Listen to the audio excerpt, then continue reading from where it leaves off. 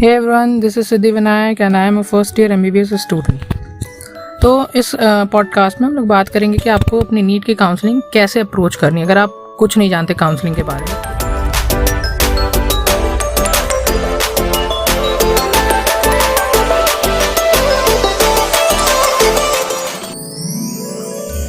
जो पूरी नीट की काउंसलिंग होती है वो दो पार्ट में बटी होती है। एक स्टेट की काउंसलिंग होती है और एक ऑल इंडिया लेवल की काउंसलिंग होती है। तो इस पॉडकास्ट को हम दो पार्ट में बांटेंगे। पहले तो एक स्टेट लेवल पे बात करेंगे, फिर एक ऑल इंडिया लेवल पे बात करेंगे। तो सबसे पहले हम लोग ऑल इंडिया लेवल पे बात करते हैं। ऑल इंडिया की काउंसलिंग mcc.nic.in पे होती है। जैसे ही आपका रिजल्ट आएगा विदिन 2 वीक्स ये फॉर्म आ जाता है। तो यहाँ पे आपको अपना फॉर्म भरना है। 10,000 रुपीज़ सिक्योरिटी अमाउंट लगती है। अगर आपको कॉलेज मिलता है तो ठीक है, नहीं मिलता है तो ये जो 10,000 रुपीज़ होती है रिफंडेबल होती है। प्लस 500 रुपीज़ फॉर्म भरने का लगता है जो कि नॉन रिफंडेबल होती है। यहाँ पे आपके जो कॉलेजेस होते हैं गवर्नमेंट कॉलेजेस, उनकी 15% सीट की काउंसलिंग होती है। प्लस सेंट्रल गवर्नमेंट कॉलेजेस जो होते हैं उनकी 100% सीट, जैसे कि आपका जिपमर हो गया, एम्स हो गया, BHU हो गया, इन सब के 100% सीट की काउंसलिंग होती है। प्लस डीम्ड कॉलेजेस की काउंसलिंग होती है। डीम्ड प्राइवेट कॉलेजेस होते हैं, इनकी फ़ीस हाई होती है थोड़ी, तो जैसे 16-17 लाख रुपीज़ पर एनम होती है। तो यहाँ इनकी काउंसलिंग 100% सीट की काउंसलिंग होती है इनकी। तो अभी नेक्स्ट पार्ट में हम लोग बात करते हैं स्टेट वाइज काउंसलिंग के बारे में। स्टेट वाइज काउंसलिंग में क्या होता है, हर स्टेट का अपना अपना एक फॉर्म आता है। जैसे जिस स्टेट के आप होंगे उसका फॉर्म आएगा। जैसे मान लीजिए आप यूपी के हैं तो यूपी नीट सर्च करेंगे तो वहाँ upneet.nic.in इस वेबसाइट पे उसका फॉर्म आता है, वहाँ पे आपको भरना पड़ता है। हर स्टेट का अपना अपना कुछ पैसा लगता है, फॉर्म रजिस्ट्रेशन फ़ीस लगती है। जैसे 2,000 रुपीज़ यूपी की हो गई और केरल की 500 रुपीज़ लगती है, कुछ कर्नाटक की लगती है। हर स्टेट का अपना अपना फ़ीस देना पड़ता है, नॉन रिफंडेबल होता है।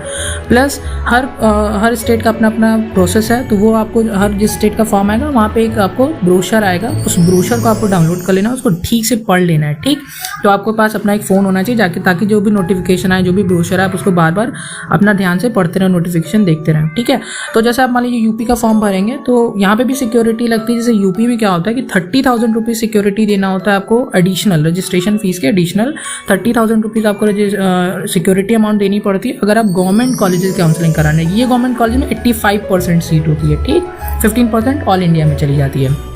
बाद में अगर वहाँ पे वो नहीं भर पाती तो बाद में यहाँ पे आ जाती है सेकंड थर्ड राउंड तक। तो 15% सीट तो वहाँ चली गई। 85% जो सीट्स बची उनकी काउंसलिंग गवर्नमेंट कॉलेजेस की यहाँ पे होती है, प्लस प्राइवेट कॉलेजेस की काउंसलिंग यहाँ पे होती है। ठीक है, तो अगर आपको गवर्नमेंट कॉलेज काउंसलिंग करानी है तो आपको 30,000 रुपीज़ देना पड़ेगा। तो गवर्नमेंट डेंटल और गवर्नमेंट MBBS दोनों काउंसलिंग करा पाएंगे।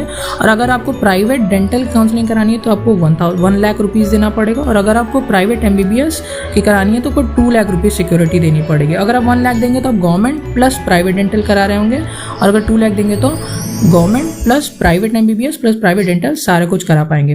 ठीक है, तो ऐसे हर स्टेट का होता है।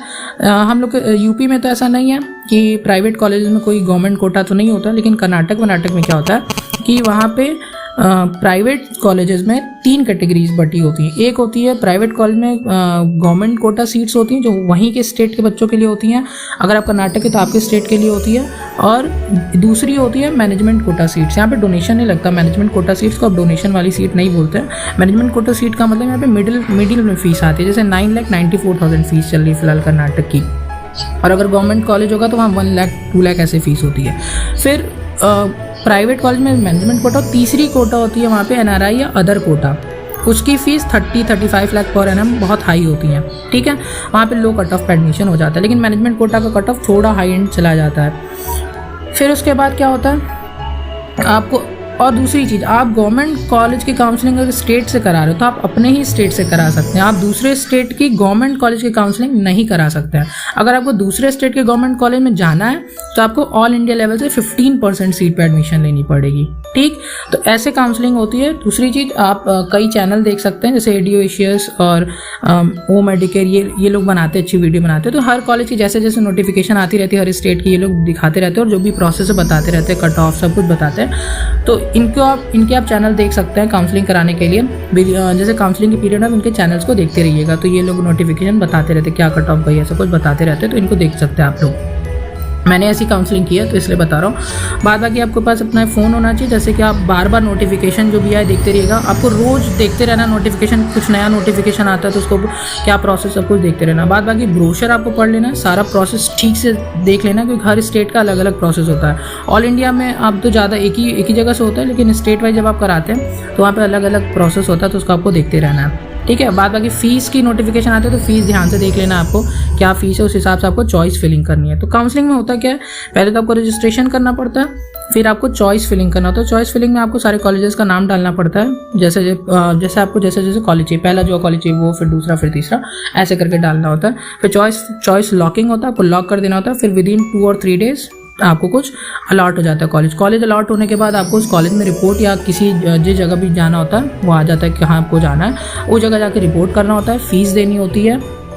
उसके बाद आपका एडमिशन हो जाता है, फिर कॉलेज में आपको रिपोर्ट करना होता है। जैसे यूपी का मैं बताऊं तो आपको सबसे पहले तो यूपी नेट की वेबसाइट पे आपको रजिस्टर करना पड़ता है। फिर उसके बाद वहाँ पे आपको वो अपना सारा कुछ वेरीफाई कराने के लिए किसी नोडल पे जाना होता है, सारा डॉक्यूमेंट वेरिफिकेशन के लिए नोडल पे जाना होता है। वहीं पे आपको सिक्योरिटी अमाउंट की डीडी जमा करनी होती है। उसके बाद फिर काउंसलिंग में वापस आके चॉइस फिलिंग करना होता है, फिर चॉइस लॉकिंग। उसके बाद फिर आपको कॉलेज अलॉट होता है, फिर एक नोडल मिलता है आपको, वहाँ जाके आपका सारा डॉक्यूमेंट सबमिट हो जाता है और आपका डॉक्यूमेंट सारा सबमिट होता है वहाँ पे, प्लस फीस की डीडी, जो ट्यूशन फीस है उसकी डीडी वहाँ पे सबमिट होती है। फिर आपको वहाँ कॉलेज पूरा हो जाता है, फिर आपको कॉलेज में जाके अपना रिपोर्ट करना पड़ता है।